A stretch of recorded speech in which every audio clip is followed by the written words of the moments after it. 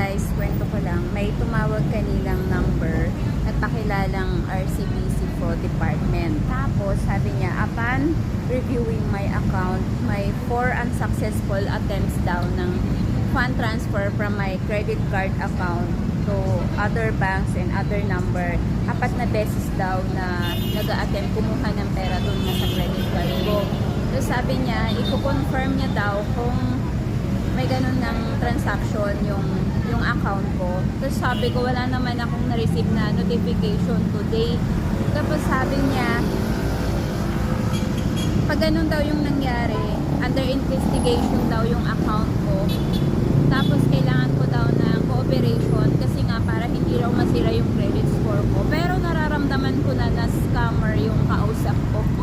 Pero sinasakyan ko na lang yung conversation. Akala niya kasi hindi ko nararamdaman na scammer siya. Kaya ang ginawa ko, instead na entertain ko pa yung call niya, in-end ko na lang yung call, tapos chinek ko kaagad yung online account ko. Tapos wala naman mga unusual transaction kasi nga nakalock naman yung credit card ko.